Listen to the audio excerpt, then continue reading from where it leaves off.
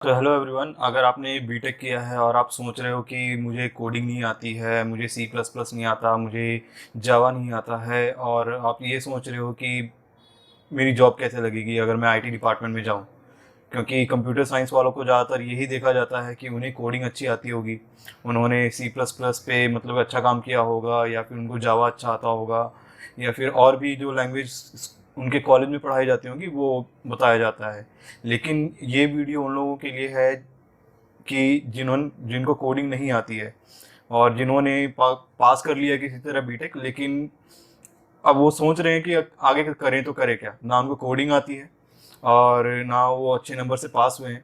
तो ये समहाउ ये मेरे जैसा भी हुआ, क्योंकि मैं अगर अपनी बात बताऊं तो मैंने जो है सिर्फ पास होने के लिए मैंने सारे सेमेस्टर जो क्लियर किए अपने पास होने के लिए पासिंग मार्क्स स्कोर किया, क्योंकि कोडिंग में मुझे नॉलेज नहीं था बिल्कुल भी। जब मैंने कोडिंग स्टार्ट की तो मुझे पता नहीं था कि क्या एक्चुअली कोडिंग होती क्या है, क्योंकि मेरे स्कूल में कोडिंग का कोई फंडा नहीं था। जब मैंने कॉलेज ज्वाइन किया तो कॉलेज में मुझे पता चला कि सी प्लस प्लस नाम की कोडिंग होती है, सी होता है, जावा होता है, जावा प्लस होता है। तो मैं ये सोचता रहा कि मैं करूँगा क्या अगर, क्योंकि सी कंप्यूटर साइंस इंजीनियरिंग में ये बताया जाता है कि आपने अगर ज्वाइन किया है कंप्यूटर साइंस का, अगर आपने बीटेक किया है तो उसमें ये होता है कि आपको उसमें कोई हार्डवेयर का इन्फॉर्मेशन नहीं दिया जाता, उसमें आपको सॉफ्टवेयर का ही इन्फॉर्मेशन दिया जाता है। तो इसके लिए क्या होता है कि यहाँ पर अगर आप चाहो कि आप क्या कर सकते हो उसके अलावा, आपसे मैं सिर्फ यही बताना चाहूँगा कि आप एक काम कर सकते हो। आप अपना बीटेक कंप्लीट करो, पास हो जाओ किसी तरह। जो भी आपके सब्जेक्ट्स हैं, जो भी जितने भी सब्जेक्ट्स हैं, पर सब्जेक्ट लगभग 8-9 सब्जेक्ट होते हैं पर सेमेस्टर, तो आप वो क्लियर कर लो। थ्योरी पढ़ो, जितना पढ़ सकते हो थ्योरी पढ़ो, रट्टा मारो और पास हो जाओ। अब बात आई करियर की, तो करियर पे करे क्या। आपने बीटेक कंप्लीट कर लिया तो देखो हमारे पास और भी कोडिंग से और भी अच्छे अच्छे ऑप्शंस हैं, जो कि मुझे भी पता चला और मैं भी वैसे ही काम कर रहा हूँ अभी। तो अगर आप थोड़ा बहुत कोडिंग में जाना चाहते हो तो एक मैं रिकमेंड करना चाहूँगा कि एसक्यूएल में जा सकते हो आप। एसक्यूएल जो है ओरेकल का कोड ये होता है, कोडिंग ही होती है एक तरह से, लेकिन कंपैरेटिवली अगर देखा जाए तो जावा से, सी प्लस प्लस से एसक्यूएल बहुत ही आसान है।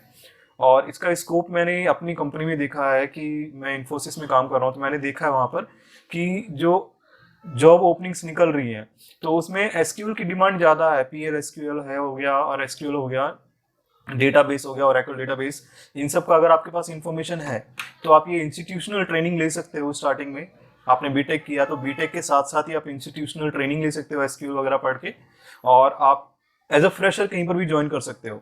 और एसक्यूएल का अगर आप पढ़ना स्टार्ट करोगे, क्योंकि देखो आप टेक्निकल गाय तो हो ही, अगर आप एसक्यूएल पढ़ना स्टार्ट करोगे तो बिल्कुल आप एसक्यूएल समझ जाओगे।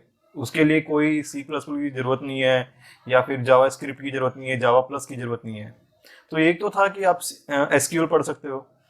दूसरा मैं आपको बताना चाहूंगा कि सपोज करो कि आप कोडिंग में जाना ही नहीं चाहते, कोडिंग का फंडा ही नहीं रखना चाहते आप, तो आप एक काम कर सकते हो। अभी माइक्रोसॉफ्ट एज्योर का जो है बहुत ज़्यादा स्कोप है, आप अज्योर पढ़ सकते हो। अज्योर क्या है, एक एक्टिव डायरेक्टरी होता है, विंडोज सर्वर का एक पार्ट होता है, आप ये कह सकते हो कि किसी भी कंपनी में जितने भी एम्प्लॉयज होते हैं, जितना भी डेटाबेस होता है, जितना भी कंप्यूटर ऑब्जेक्ट होता है, उसे कैसे मैनेज किया जाता है, वो एक्टिव डायरेक्टरी के थ्रू मैनेज किया जाता है। तो पहले एक्टिव डायरेक्टरी जो था एज अ हार्डवेयर यूज किया जाता था, मतलब सर्वर पे एक हार्डवेयर सर्वर यूज किया जाता था, उस पर एक्टिव डायरेक्टरी इंस्टॉल होता था। लेकिन अब क्या है कि वर्चुअल एक्टिव डायरेक्टरी आ गया है जो कि अज्योर काम कर रहा है। तो माइक्रोसॉफ्ट की तरफ से है अज्योर, आप इस पे काम कर सकते हो, अज्योर पे पढ़ाई कर सकते हो।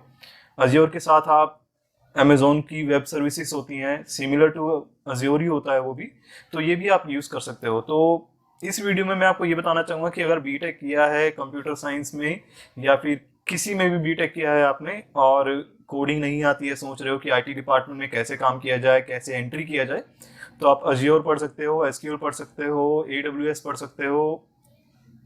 बहुत सारे स्कोप हैं। आप एक बार स्कोप आप जब पढ़ना स्टार्ट करोगे ना तो आपको पता चलेगा कि कितना आसान है। जरूरी नहीं है कि आपको कोड डिपेंडेंट होना ही है। तो एक छोटा सा वीडियो था जो कि मैंने सोचा कि आपके साथ शेयर करूं, क्योंकि ये मेरे साथ हो चुका है।